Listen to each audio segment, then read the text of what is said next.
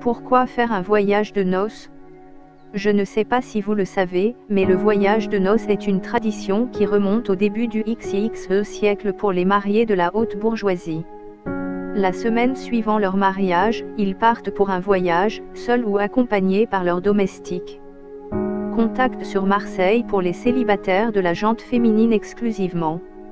Le but du voyage est de leur permettre de découvrir une intimité qu'ils n'ont jamais vécue, mais aussi pour se familiariser avec la vie de couple pour la première fois.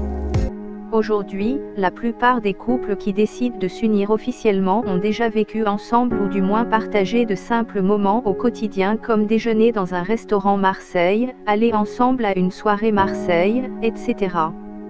Certains ont également déjà goûté au plaisir de partir à deux loin de la famille, des amis et du travail.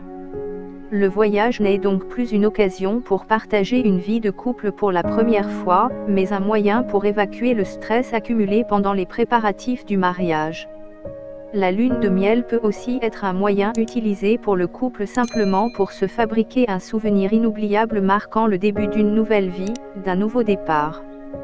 Comment bien préparer un voyage de noces? Contact sur Marseille pour les célibataires de la gente féminine exclusivement. Que vous décidiez de faire un voyage de noces pour déstresser après le mariage, pour créer un souvenir marquant de votre nouvelle vie en tant que couple marié ou juste histoire de faire comme tous les autres, un voyage de noces ça se prépare. Mon conseil est de préparer votre voyage de noces en même temps que les préparatifs de votre mariage Marseille, surtout si vous prévoyez de partir le lendemain de l'officialisation et de la célébration de votre union. Vous devez alors vous mettre d'accord sur la destination, partir à l'autre bout du monde pour profiter du soleil, des belles plages et du farniente, partir à l'aventure en plein cœur des savanes africaines ou dans les montagnes, découvrir les plus belles capitales européennes et visiter les monuments et sites historiques les plus importants, etc. Quel argent? Vous devez également prévoir le budget alloué à votre voyage. En préparant vos comptes, intégrez les frais de transport, l'hébergement, les repas, les activités, l'argent Marseille pour l'achat d'objets souvenirs, etc. Le plus important c'est de vous tenir au budget. Pour profiter de tarifs intéressants pour l'hôtel et restauration, n'oubliez pas de mentionner pendant la réservation qu'il s'agit d'un voyage de noces. Contact sur Marseille pour les célibataires de la gente féminine exclusivement. En effet, nombreux sont les compagnies de voyage ou encore les hôtels qui proposent des réductions pour les couples nouvellement mariés ou ceux qui fêtent des anniversaires de mariage.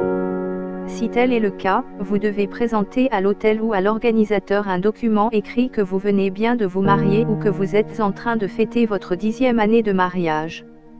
Contact sur Marseille pour les célibataires de la gente féminine exclusivement. Si vous souhaitez partir en lune de miel sans pour autant vous ruiner, je vous conseille de choisir le bon moment pour partir et non pas faire comme tout le monde, partir le lendemain du mariage. En effet, vous profiteriez de tarifs avantageux en attendant les basses saisons. Après la lune de miel, le retour à la réalité. La plupart des couples qui se marient et qui partent en lune de miel connaissent à leur retour le « wedding blues ». Selon les spécialistes, cette forme de déprime post-mariage est due au fait que le couple s'est trop focalisé sur leur projet de mariage pendant plusieurs mois, voire une année. Ça prend un temps d'organiser. Les deux ont non seulement investi leur argent pour concrétiser leur projet, mais ils ont aussi beaucoup donné de leur énergie et de leur temps. Aussi, lorsque la dynamique des préparatifs s'est arrêtée, que les flammes de la suractivité se sont éteintes et que la pression s'est relâchée, les nouveaux mariés démarrent un passage à vide. Ceux qui partent pour une lune de miel encore l'euphorie du mariage pendant 1 à 2 semaines selon la durée de leur voyage.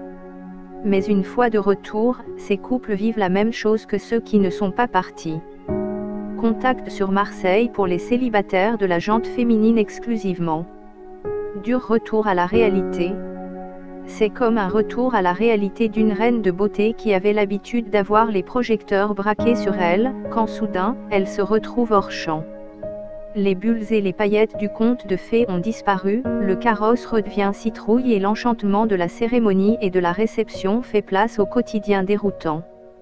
Oui, c'est compréhensible si les jeunes mariés se sentent un peu perdus lorsque pendant des mois, ils ont été le centre de toutes les attentions.